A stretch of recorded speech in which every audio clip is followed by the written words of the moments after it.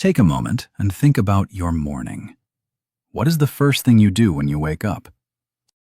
Do you check your phone, stretch your body, or maybe make a cup of coffee? For many people around the world, coffee is not just a drink. It is a daily friend, a warm start, and a little spark that wakes the mind. Every single day, people drink more than 2 billion cups of coffee. That means at almost every moment, someone, somewhere, is holding a warm cup. Coffee gives us energy, but it also gives us time. Time to think, to talk, and to dream. It connects people in small cafes, busy offices, and quiet homes.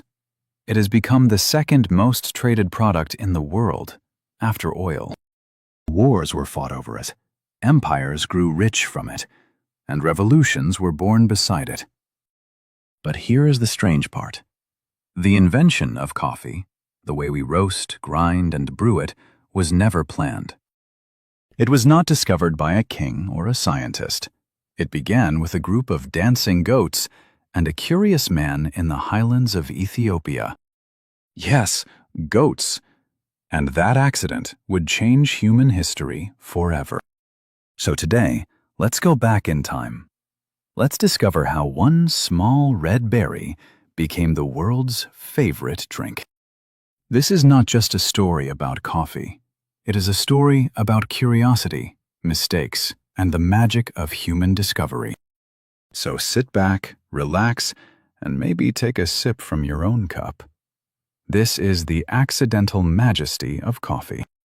Before coffee came into the world, life was very different. People worked with the sun and rested with the moon. There was no quick way to stay awake, no easy way to feel alert. When the night came, people grew tired and stopped working. The common drinks of that time were simple: water, milk, and wine. Water was not always clean. Milk spoiled quickly. Wine and beer were everywhere, even at breakfast. They helped people relax, but they also made people sleepy and slow. There was no drink that could keep people awake and focused. In the deserts and towns of Arabia and North Africa, life was hard. Days were hot, nights were long, and work never ended. Traders, travelers, and students often stayed awake late into the night. For some, like the Sufi monks, staying awake was a form of prayer. They wanted to speak with God in the quiet hours of darkness. But they needed help. They needed something to keep their eyes open. At that time, people already knew about the small red berries that grew on wild shrubs. Some people ate them raw for energy. Others mixed them with animal fat to make a food ball for long journeys. But no one thought the small seed inside, what we call a coffee bean, could change the world. It was just another plant in the forest, nothing special, nothing important. Humanity was waiting for something new, something that could keep the body calm, but the mind alive. They needed a drink that could give focus without drunkenness, energy without chaos.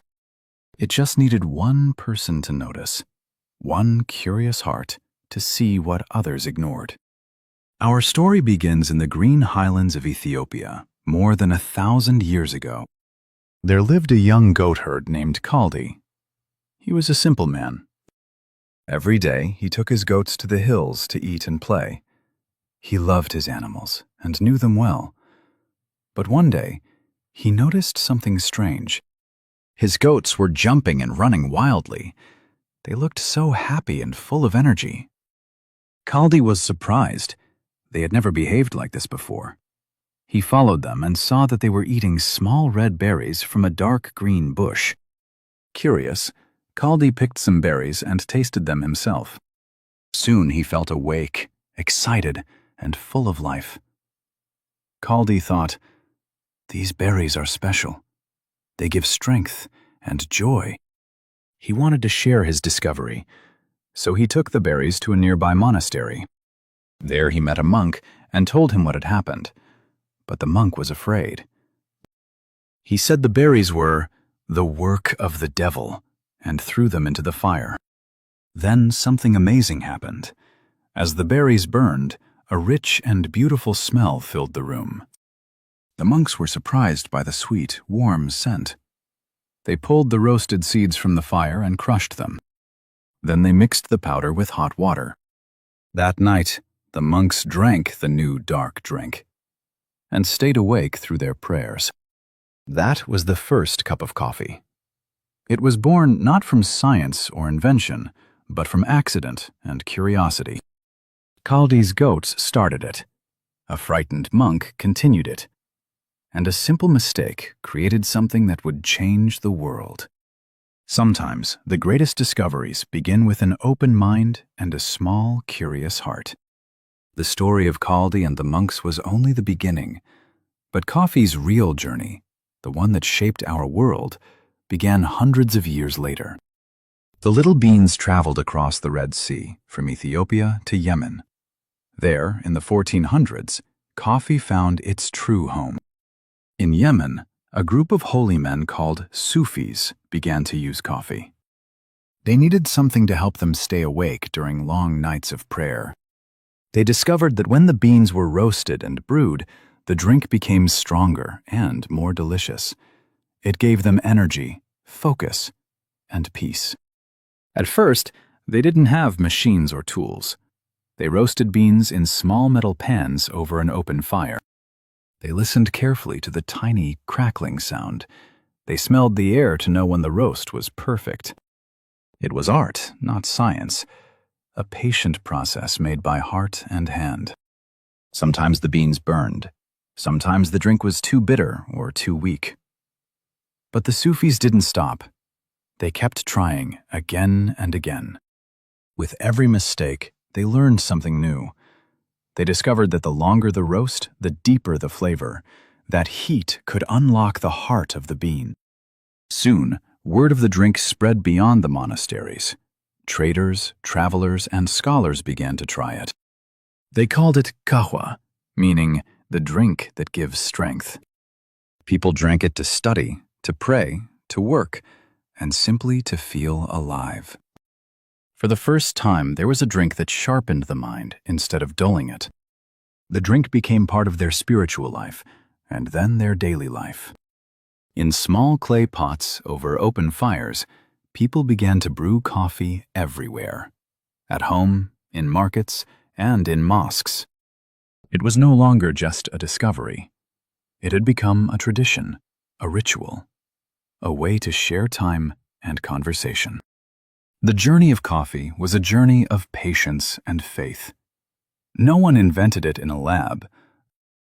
It was shaped by centuries of small experiments and quiet devotion.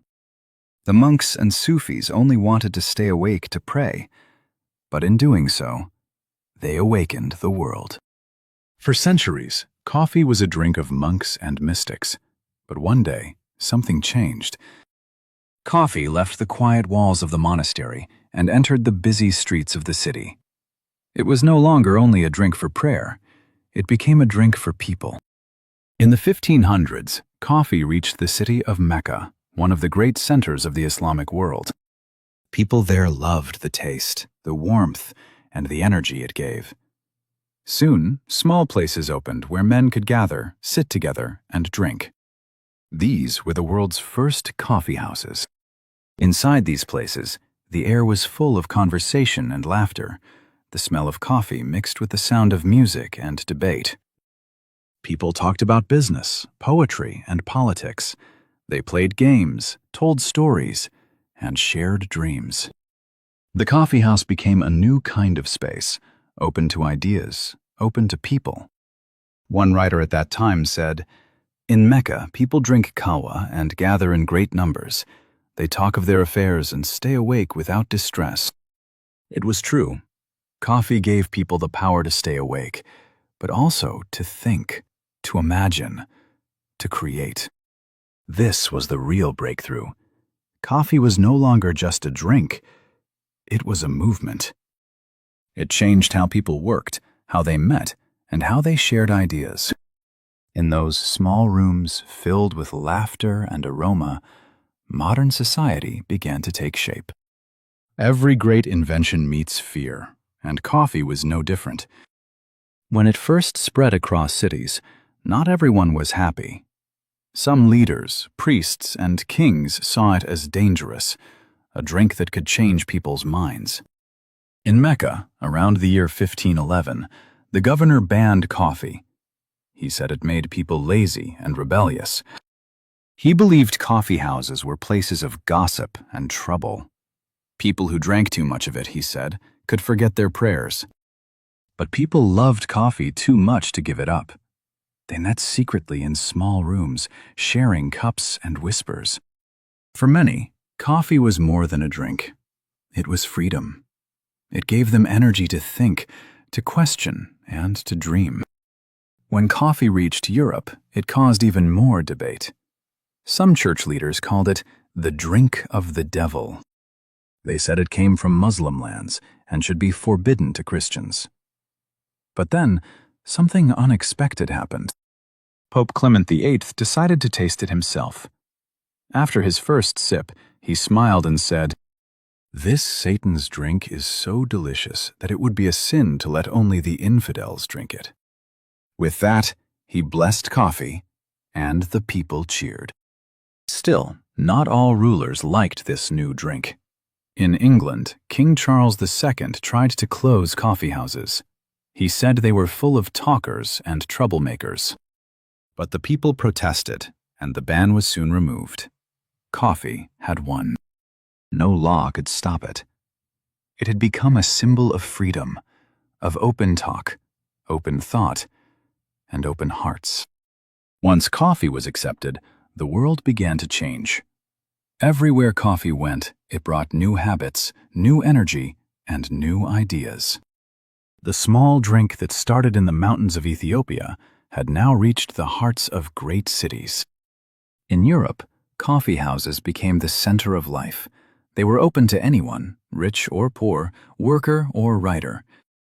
People paid only 1 penny for a cup, so they called them penny universities. Because for the price of a cup, you could learn more than in a classroom. Inside those coffee houses, people talked about science, art, and philosophy. They shared books, argued about politics, and imagined the future.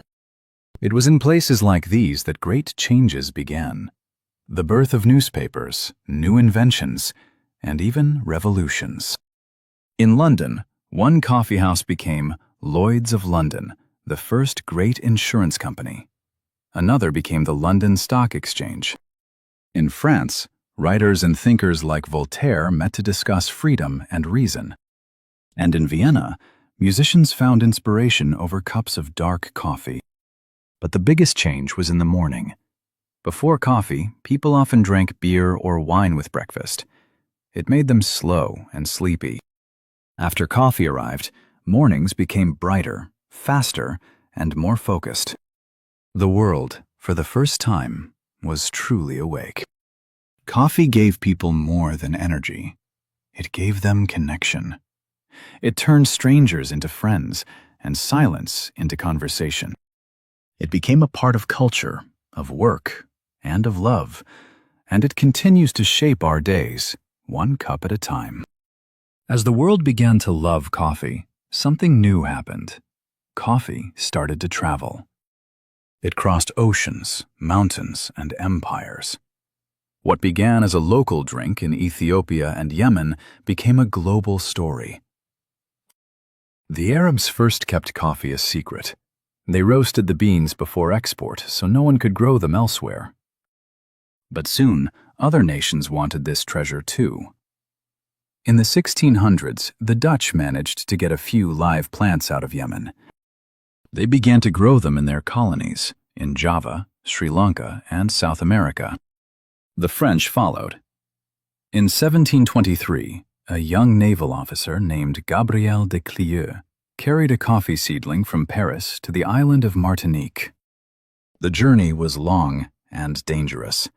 Storms, pirates, and thirst. But he kept the plant alive, even sharing his own water with it. From that one seed, millions of coffee trees would one day grow across Latin America. Soon, coffee plantations spread across tropical lands: Brazil, Colombia, Indonesia, and Vietnam. But this growth came with a price. Much of the work was done by enslaved people and poor farmers. Coffee brought wealth to some, but hardship to many others. By the 1800s, Brazil became the world's largest coffee producer.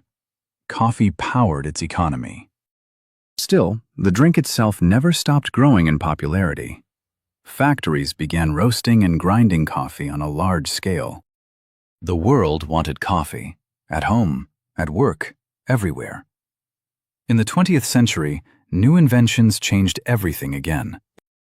The espresso machine in Italy created a faster, stronger, richer coffee. Later came instant coffee, which made the drink available to soldiers, workers, and busy people everywhere. Coffee had become not just a drink, but a symbol of modern life. Today, more than 70 countries grow coffee. It connects farmers in the tropics to office workers in cities, from Sao Paulo to Saigon. Coffee fuels conversations, art, business, and dreams.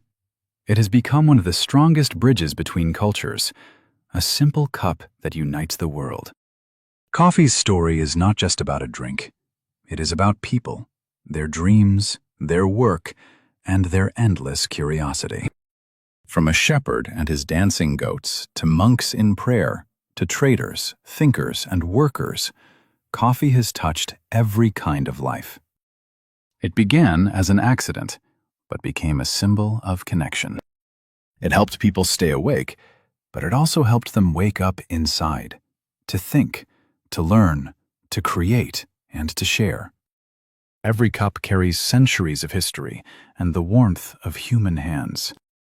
Writers have called it the fuel of the mind. Artists have said it helps ideas bloom like morning light. And maybe that is true. Coffee gives us more than energy. It gives us focus, hope, and rhythm. It is the pause between chaos and creativity.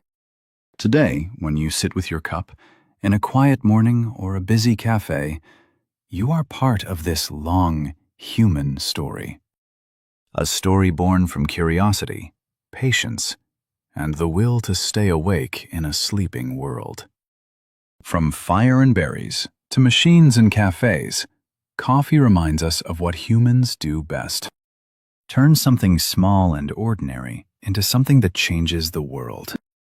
So next time you take a sip, remember this journey. A journey that began with goats, crossed oceans, inspired revolutions, and now lives in your hands. Because the story of coffee is also the story of us.